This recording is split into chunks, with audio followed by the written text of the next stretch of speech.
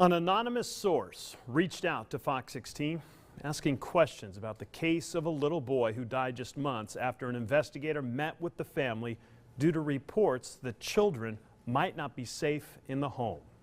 Tonight, part 1, as Fox 16 investigates one child's interaction with Child Protective Services, and if the agency and law enforcement failed to take action that could have saved his life.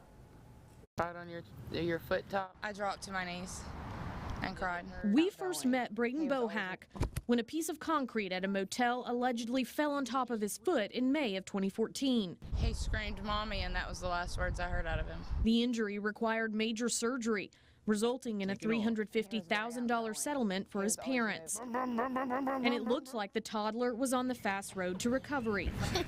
But it wasn't the first time Brayden Bohac needed medical attention, nor would it be the last. According to police documents, Tabitha Bohac called 911 on December 16, 2014 to report her son was unresponsive. 911, what's the address of your emergency? Brayden was transported to Arkansas Children's Hospital, where he was pronounced dead. The red flag, I'd say, came up, immediately, and that's why they jumped on it. The investigators jumped on it as quickly as they did. It would eventually be determined Brayden died from an overdose of prescription sleeping pills and over-the-counter cough medicine. A police affidavit notes Brayden was treated for 2 drug overdoses at Saline Memorial Hospital prior to his death.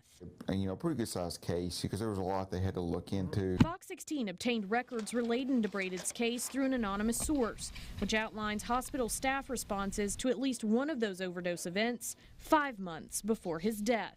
Brayden had reportedly drunk a large amount of E-nicotine liquid in July of 2014. According to hospital records, Brayden kept saying, "Mommy, you gave it to me to drink." Staff reported Tabitha Bohac repeatedly asked if DHS would be called, and when it was time to discharge Brayden, Tabitha had passed out at his bedside, exhibiting slurred speech and staggered walking. This event coming roughly a year after Brayden had been brought to the hospital in May 2013 because of an apparent Tylenol PM overdose. It was reported to Benton police, but police didn't report it to DHS as suspected maltreatment or negligence. Are mandated reporters required to report that? When one of those mandated reporters comes across a situation that they believe is an accident, they may decide not to call that in. A DHS caseworker was contacted following the E-nicotine incident, but it's unclear what, if any, intervention took place.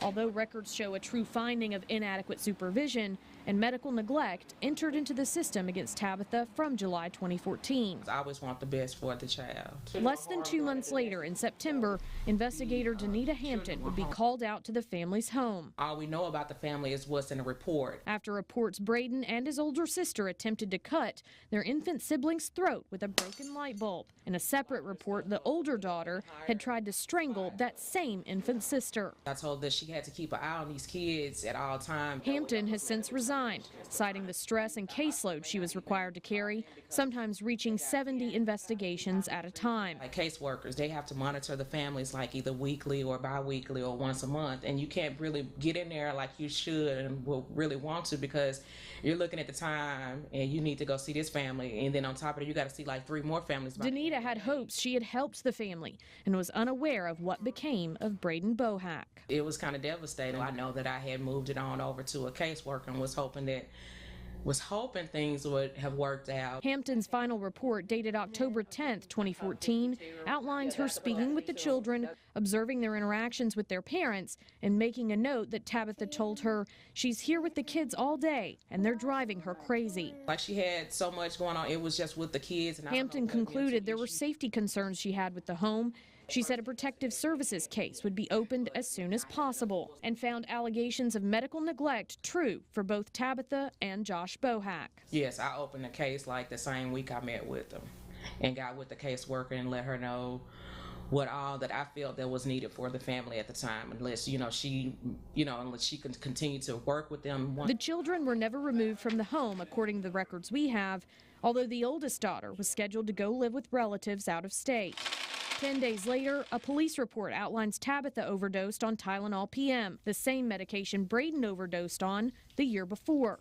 Sources tell us again calls were made to DHS with requests to remove the children. If there was suicide attempts from the parents, that would let us know, okay, and we need to get this child out this house. 2 months later, Tabitha met up with police again, accused of shoplifting on December 15th. Brayden, a 4-year-old full of energy, would be dead a day later.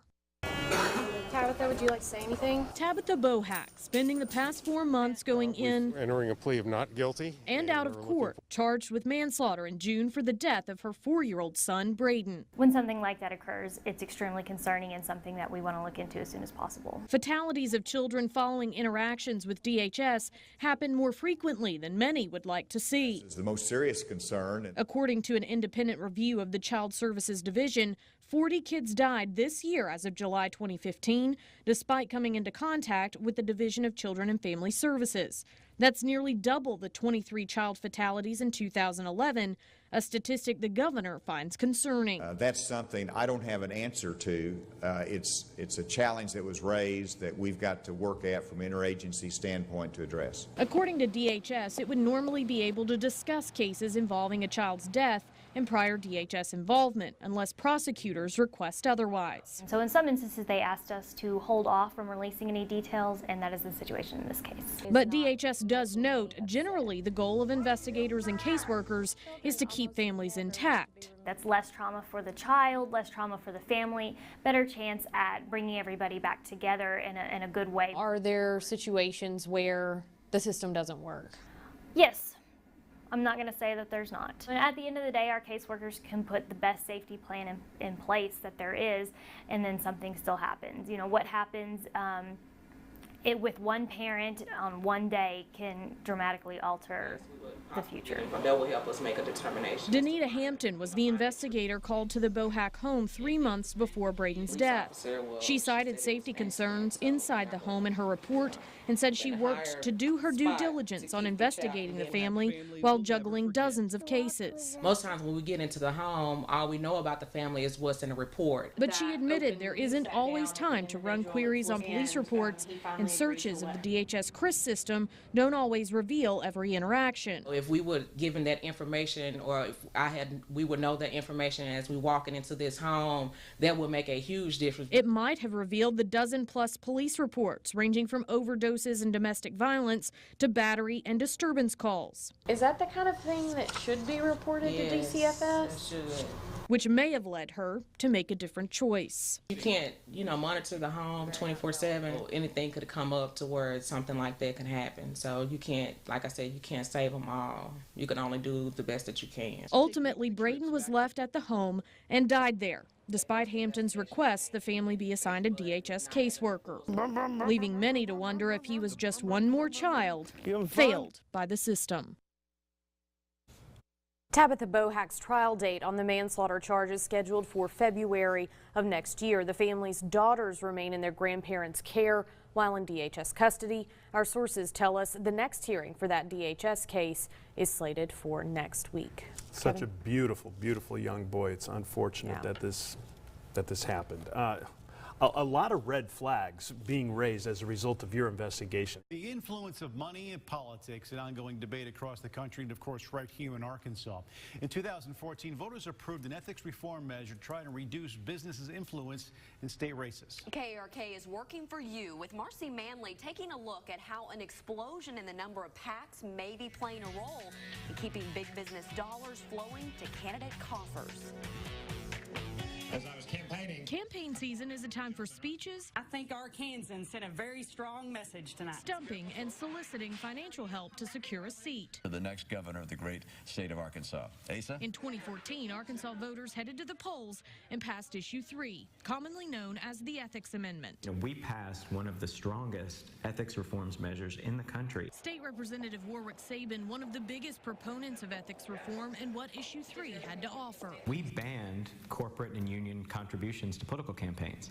Fast forward to the 2016 campaign cycle, though, and corporate contributions are still finding their way into candidate coffers. What it did was prohibited candidates from accepting contributions directly from a corporation or other type of business entity. Political action committees, or PACs, accept money from those entities, and those corporations can even form PACs of their own. In Arkansas, there's no restriction against a corporation having a PAC. What's more, a person, group, or company isn't limited to creating just one. In fact, there's been pretty significant increase in the number of packs over the past couple of years. The trend has been, a steady increase. Executive Director of the Arkansas Ethics Commission, Graham Sloan, And so, no, I wasn't surprised. has seen an explosion in packs, a nearly 70% increase when comparing filings in the fourth quarter of 2015 to those in the fourth quarter of 2013. You already grew at 37%, and then when you grow at 27%.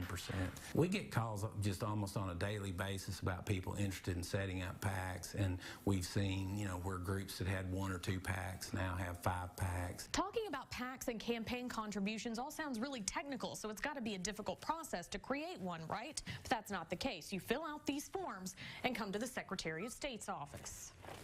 So, wanting to file some PAC paperwork today? Clone packs are carbon copies, the same in every way, generally with numbers added to their names to differentiate them legally, like we did here, with Working for You 1, 2, 3, and 4. And just like that, within roughly 5 minutes' time, you can have your own registered PAC. Or in this case, I have 4. Predicted that people would try to find ways around the new ethics reforms as soon as we pass them. Water basically tries to find its way around any kind of obstacle, and it's the same way with money in politics.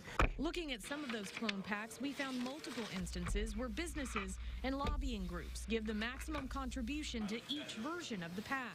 When those organizations are controlled by the same person or entity, that means that what they're basically doing is getting around the limits that we've put in place. Let's take a look at DBH PACs. Its financial disclosures show at least 5 of the 7 PACs have received donations from 2 or more identical contributors. And at least 4 of those PACs have then given money to this guy, State Senator David Burnett. He's received about $9,000 in the primary election alone. The campaign contribution limit is $2,700 per candidate per election.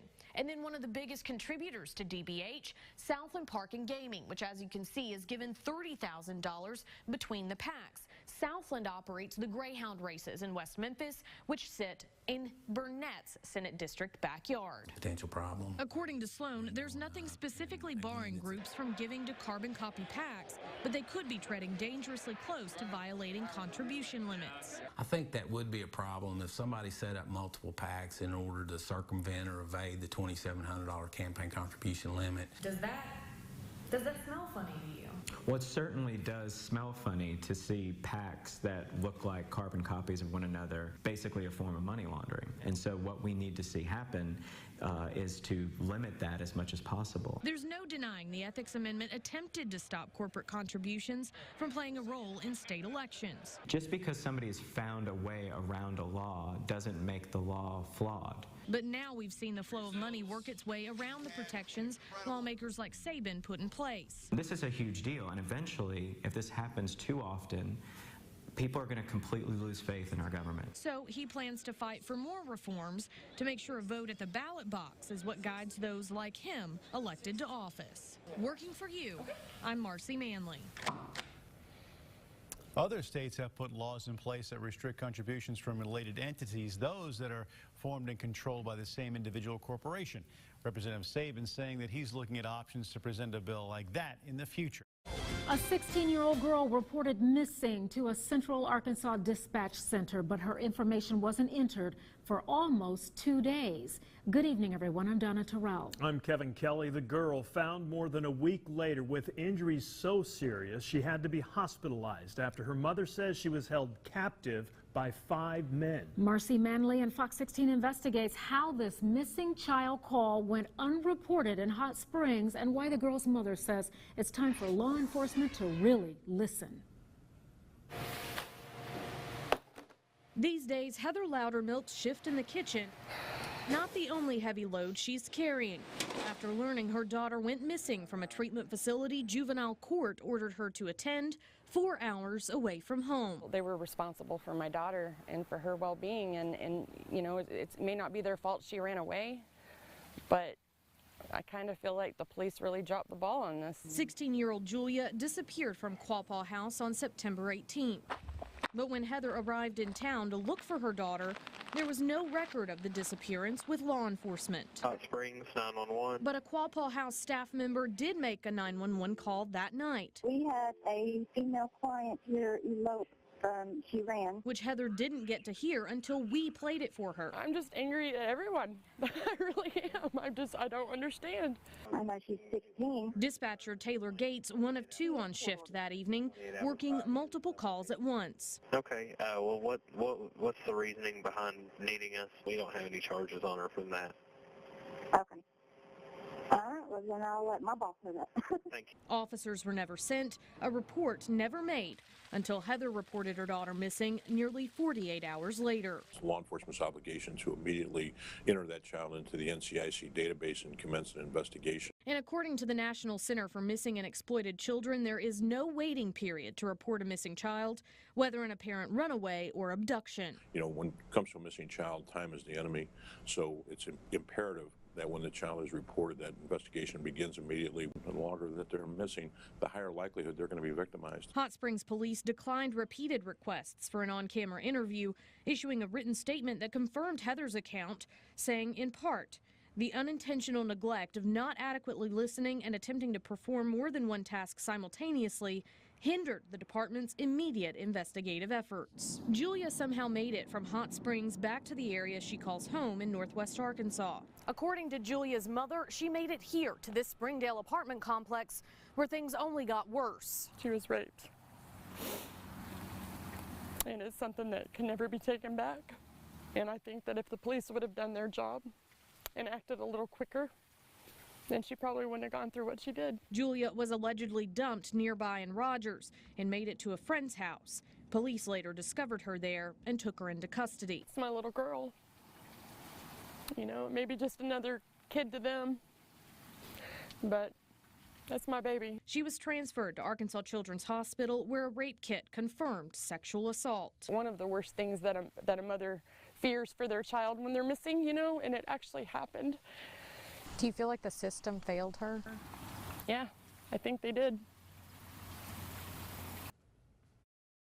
Now, the 911 dispatcher was suspended for one 8-hour workday without pay. That notice was signed on October 8th, the same day we made a Freedom of Information request from the department for those disciplinary records. That's nearly 3 weeks after the 911 call was initially placed. Julia is recovering in Juvenile Detention Center up in Benton County, closer to home.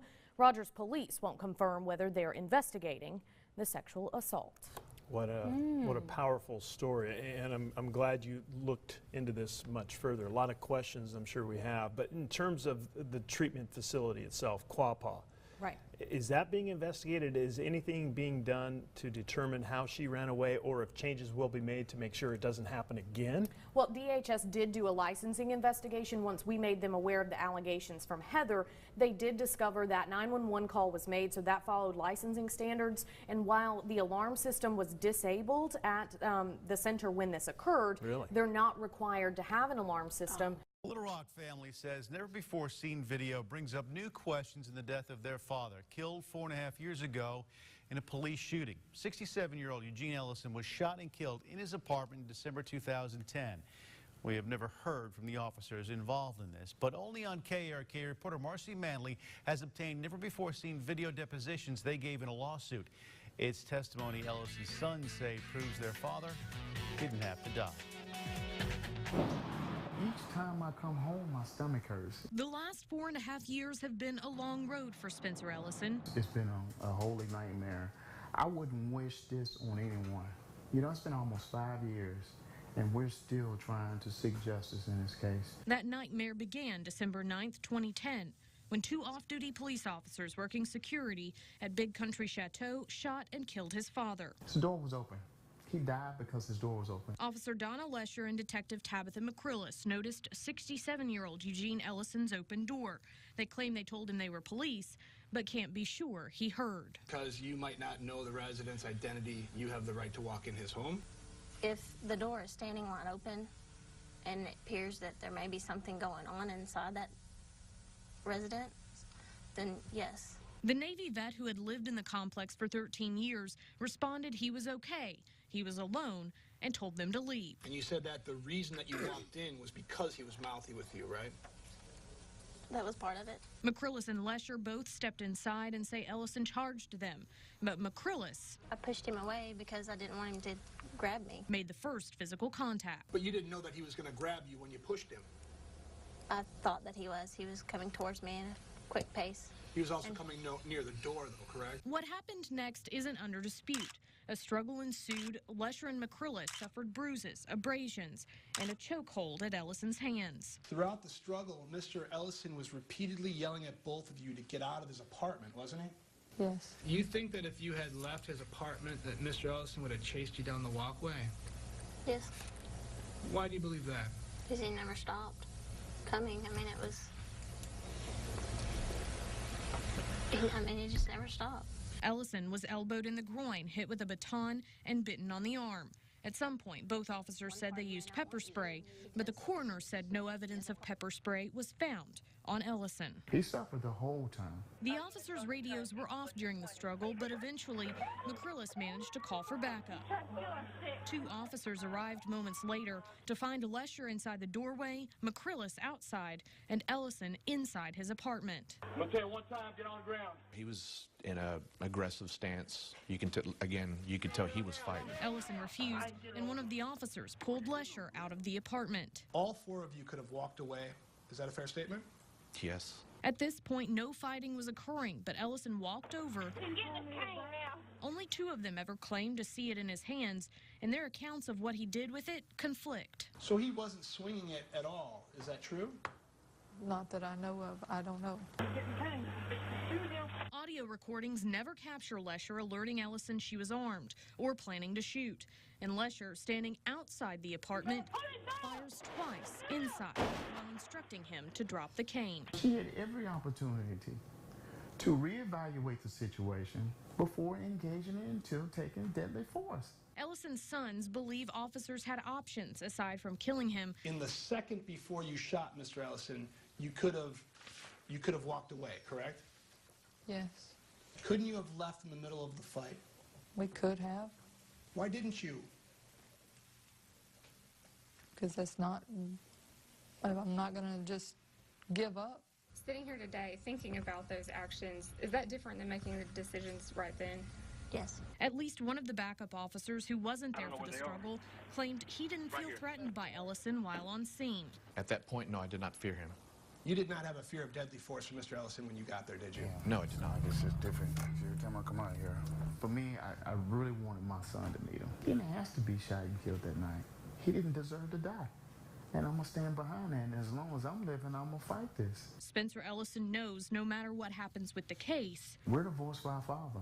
I carry his last name. His journey will eventually end here, him sharing the news with a tombstone that carries his name as well. KARK asking questions in a 2-month-long investigation into millions of state dollars held by a private nonprofit being spent without following the laws and regulations required of a state board. Between 2009 and 2013, the Rice Research and Promotion Board got $20 million in taxes paid on rice sales. But our Marcy Manley focusing on another $15 million many state officials had no idea existed. John Alter, no stranger to the frustrations of farming, with decades of fighting Mother Nature and the markets. My job is to feed my family and to sell my product at the best price I can. But the frustrations of bureaucracy he came to know during 7 years on the Rice Research and Promotion Board. I believe I could have made a motion that the sun comes up in the east and it would have died for lack of a second.